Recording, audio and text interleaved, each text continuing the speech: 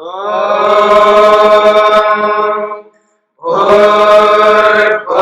स्वः तत्सवितुर्वरेण्यं भर्गो देवस्य धीमहि धियो यो नः प्रचोदयात्।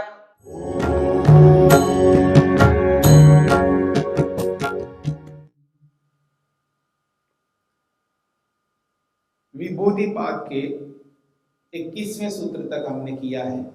22वें सूत्र को लेकर के विचार करते हैं। सिद्धियों का प्रसंग चल रहा है। 22वां सूत्र है सोपक्रमम निरुपक्रमम च कर्म तत्संयमात् अपरांत ज्ञानम अरिष्टेभ्यो वा। सूत्र कहता है सोपक्रमम निरुपक्रमम च कर्म। कर्म जो है दो प्रकार के होते हैं। ये दो प्रकार के कर्म वो हैं जो फल को ध्यान में रख करके बात कही जा रही है। तो दो प्रकार के कर्म होते हैं और उन कर्मों के अलग अलग नाम रख दिए हैं। एक प्रकार का वो कर्म है जिसको सोपक्रमम कहा, स उपक्रमम सोपक्रमम, सह उपक्रमम सोपक्रमम, और निरुपक्रमम निरुपक्रमम निरुपक्रमम।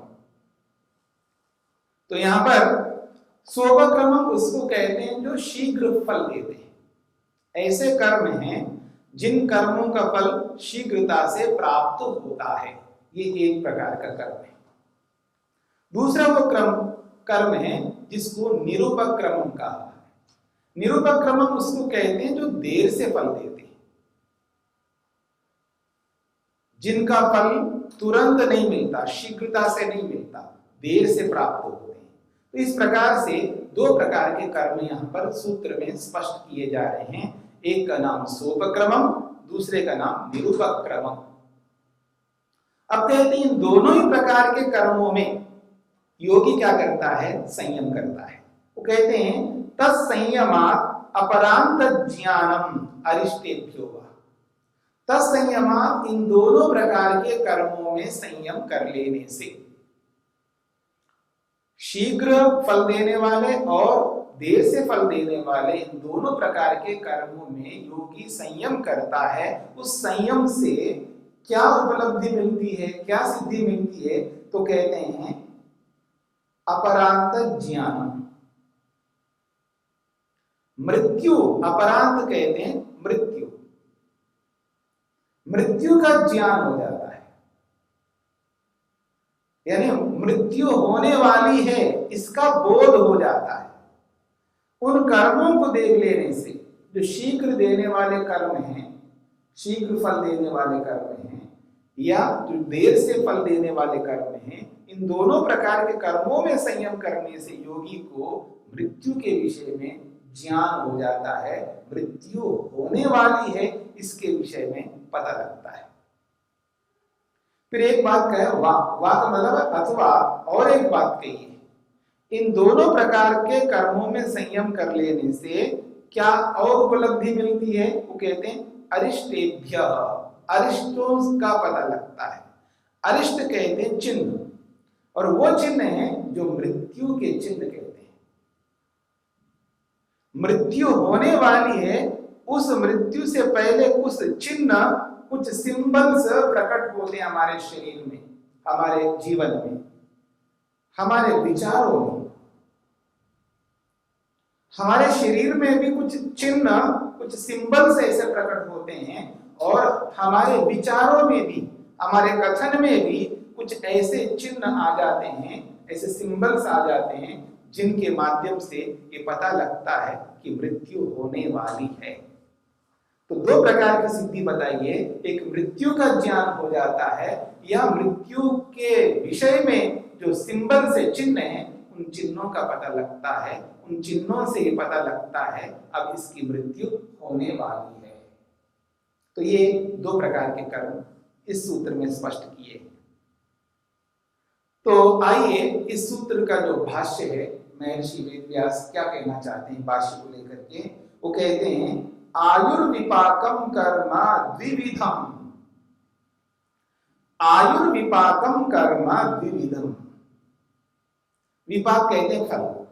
तो आयुर्विपाकम, आयु को देने वाले जो फल है, आयु को देने वाले जो भी फल है वो फल द्विविधम, दो प्रकार का है।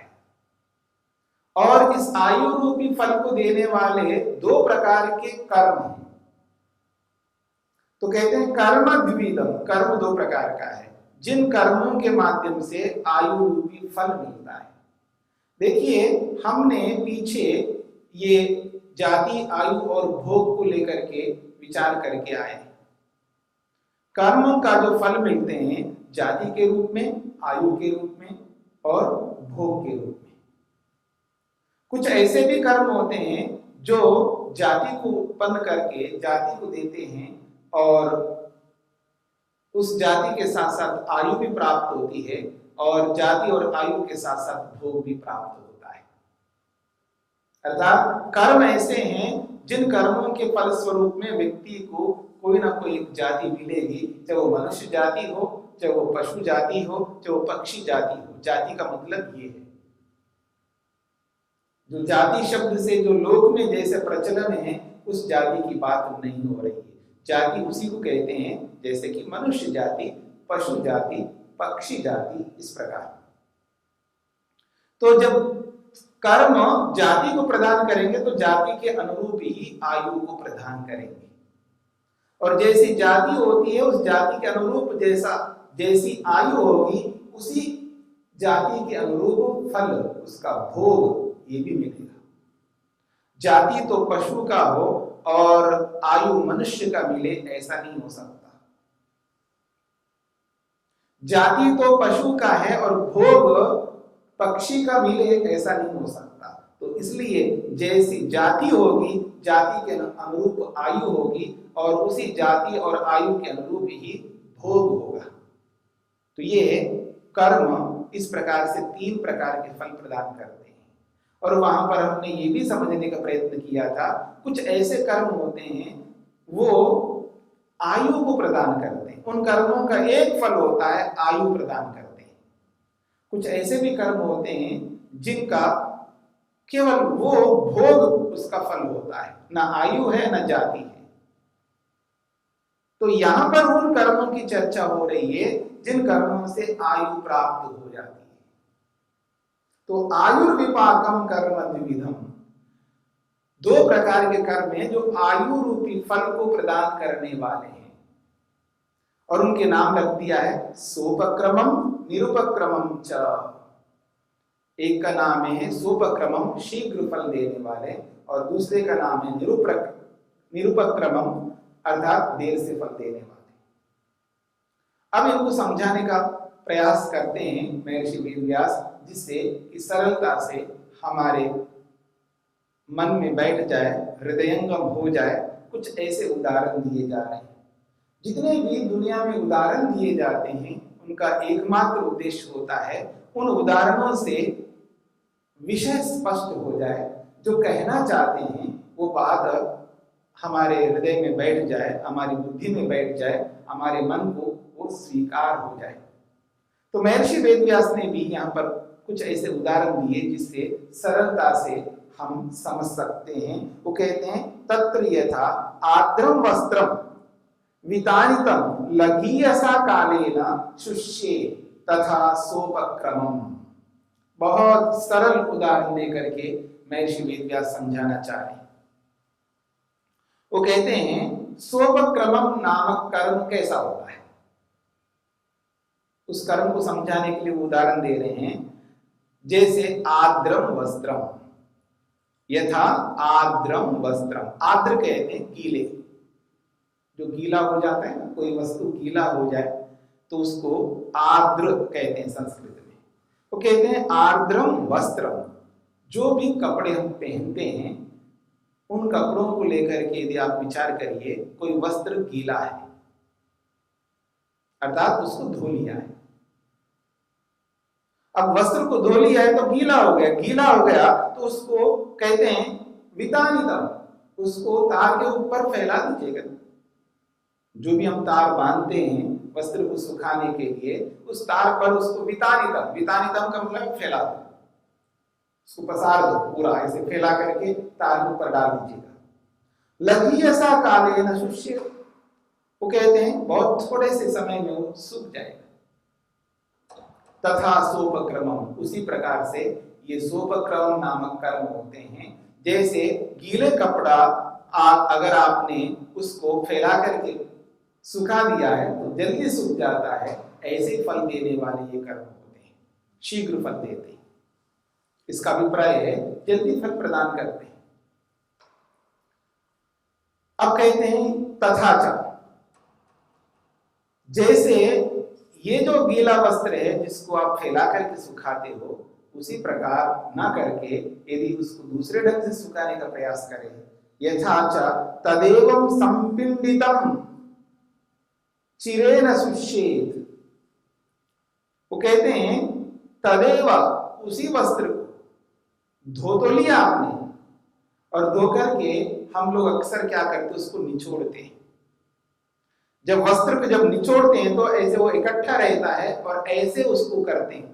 जब निचोड़ते तो पूरा पानी निकालना है तो उसको एक जगह करके ऐसे निचोड़ते हैं, और निचोड़ करके उसको ऐसे बकेट में, बाल्टी में रख दीजिएगा। और कई बार व्यक्ति क्या करता है, वो बकेट में रख दिया है और भूल जाता है सुखाना। ये अक्सर हुआ करता है, किसी ना किसी के साथ होता है। ये उस व्यक्ति के साथ होगा जो रोज वस्त्र हाथ से धोता हो और निचोड़ता हो। ऐसा व्यक्ति कभी कभी क्या करता है, वो तार में फैलाना भूल जाता है और किसी ना किसी काम में लग जाता है, और वो वैसा का वैसा रखा हुआ रहता है। और जब अगले दिन उसको प्रयोग करना है और जब देखता है तो हो, ये तो सुखाया नहीं, ऐसे ही निचोड़ करके रखा था और बकेट में वैसा ही पड़ा हुआ है, अब इसको सुखाना पड़ेगा। तो यही कहना चाह रहे हैं तदेव संपिंडितम। संपिंडितम का मतलब है जब उसको निचोड़ करके रखा है, इकट्ठा है वस्त्र, फैलाया नहीं है। चिरेण शुष्य, वो बहुत देर लगेगा, बहुत टाइम लगेगा सूखने में। भले फैलाया नहीं हो, अगर आपको अगले दिन नहीं पहनना हो उस वस्त्र को, 4, 5, 6 दिन ऐसे आपको वो पड़ा है उसी प्रकार, तो कई दिन लगेगा। 1 दिन भी लग सकता है, 2 दिन भी लग सकते हैं। जैसा भी वस्त्र होता है, वस्त्र के इस अनुसार आप वैसे रखिएगा तो टाइम उसमें बहुत लगेगा सूखने में। जैसे एक ही वस्त्र को आपने फैला करके सुखाया तो शीघ्रता से वो सूख गया है, और वही वस्त्र फैला करके नहीं रखा है, उसको निचोड़ करके वैसा का वैसा रख दिया है तो देर से सूखेगा। ठीक इसी प्रकार से ये कर्म होते हैं। ये कहना चाहते हैं, वो कहते हैं तदेव संपिंडितम चिरेण शुष्ये, वही वस्त्र इकट्ठा किया हुआ है, निचोड़ा हुआ है और उसको रख दिया है तो चिरेण संशुष्ये, वो देर से सूखेगा।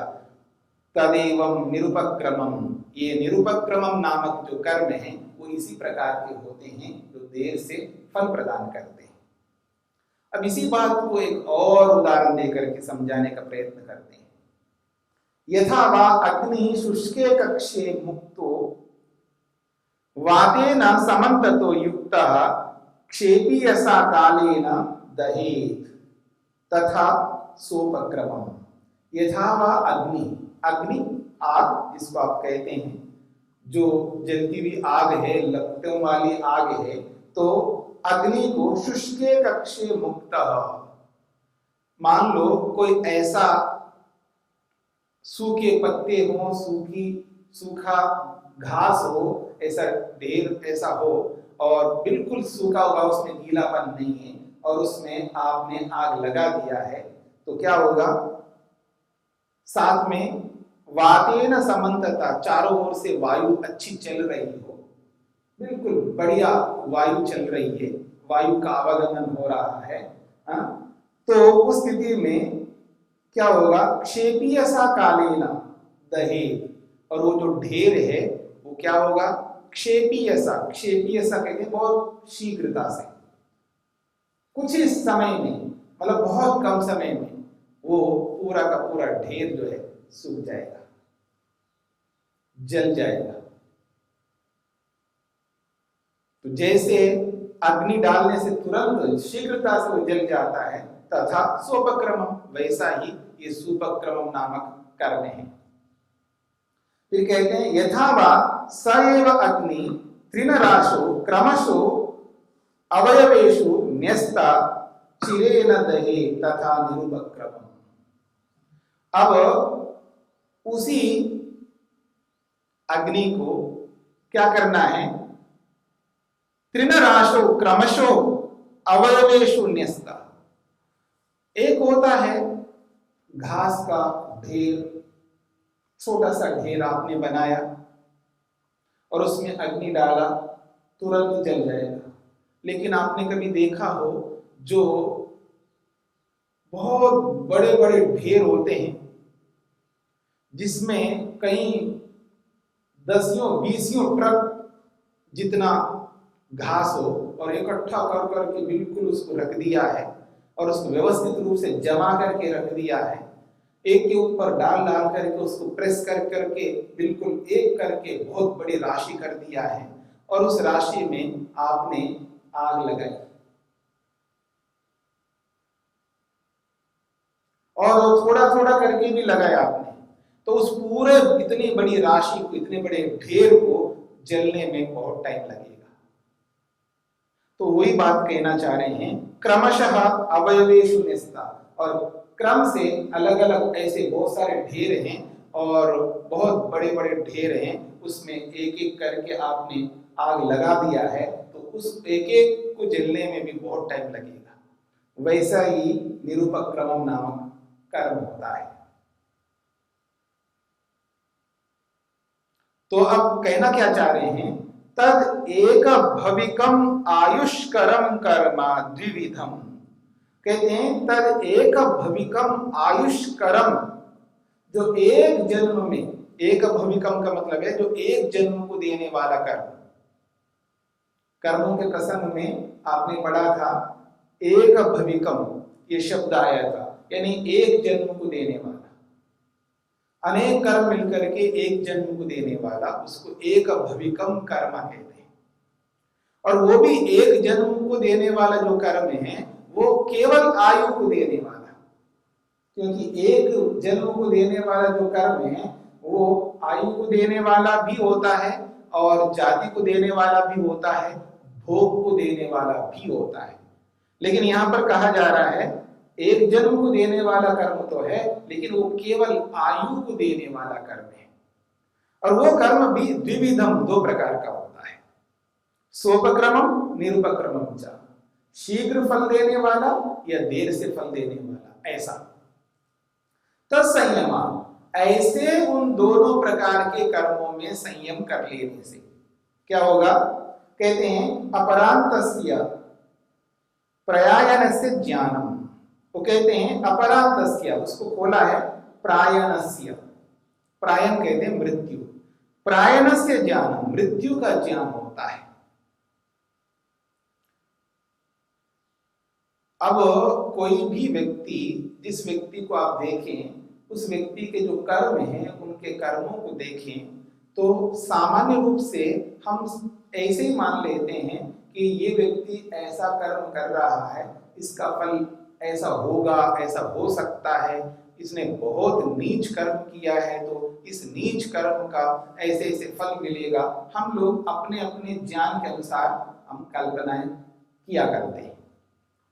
तो बहुत उत्तम पवित्र श्रेष्ठ कर्म किया है तो उसका फल भी हम बहुत उत्तम पवित्र, बहुत बड़ा फल हम सोचते हैं, बोलते भी हैं, इसको स्वर्ग मिलेगा, इसको अगला जन्म बहुत उत्तम पवित्र मिलेगा, इसका ये कर्म ऐसा कर्म है, इस कर्म का फल तो मुक्ति मिलेगी, ऐसे हम लोग बोला करते हैं।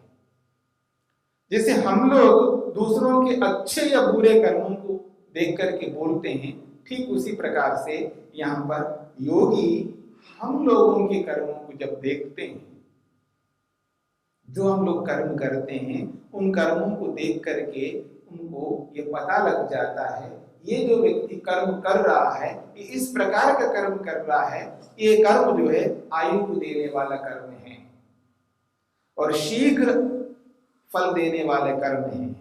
ये देर से कर्म फल देने वाला कर्म है उनको बोध हो जाता है। उसी बोध से उनको पता लगता है ये ऐसा जो कर्म कर रहा है ये व्यक्ति, इस कर्म का फल तो अब बस मृत्यु है, अब इसकी मृत्यु होने वाली है, इसकी मृत्यु हो जाएगी, ऐसा वो जानेगा। कहना चाह रहे हैं तत्संयमात् अपरांतस्य प्रायणस्य ज्ञानम्, उस कर्म में संयम कर लेने से, जो सोपक्रमम और निरुपक्रमम नामक कर्म है उसमें संयम कर लेने से मृत्यु का ज्ञान योगी को हो जाता है।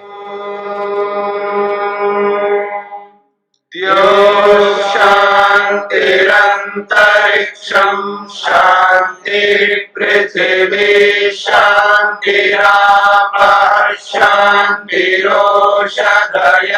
शान्तिः वनस्पतयः शान्तिर्विश्वे देवाः शान्तिर्ब्रह्म शान्ति सर्वं शान्ति शान्तिरेव शान्ति क्षमा शान्तिरेधि। ॐ शान्ति शान्ति शान्ति।